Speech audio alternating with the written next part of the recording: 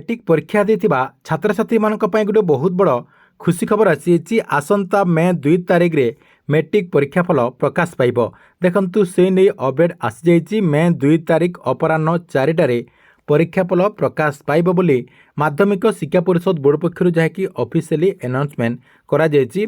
मे 2 तारिख अपराह्न 4टारे आपणकर रिजल्ट आसीबो एवं संध्या 7टारे ऑनलाइन माध्यम आपणकर जो रिजल्ट रही से रिजल्ट को उपलब्ध कराजिबो एवं छात्र छात्री माने दुईटा वेबसाइट रे तांकरी रिजल्ट को चेक करि परिबे। चेक करबा पई www.bscodisha.ac.in वेबसाइट को आपण विजिट करके चेक करि परिबे।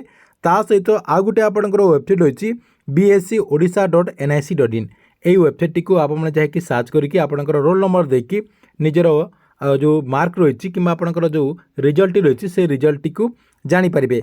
ता सहित जो जगह इंटरनेट रो व्यवस्था नाही जो जगह इंटरनेट नहीं से जगह आपने केमिति चेक करें एसएमएस माध्यम जहाँकि रिजल्ट को चेक करें।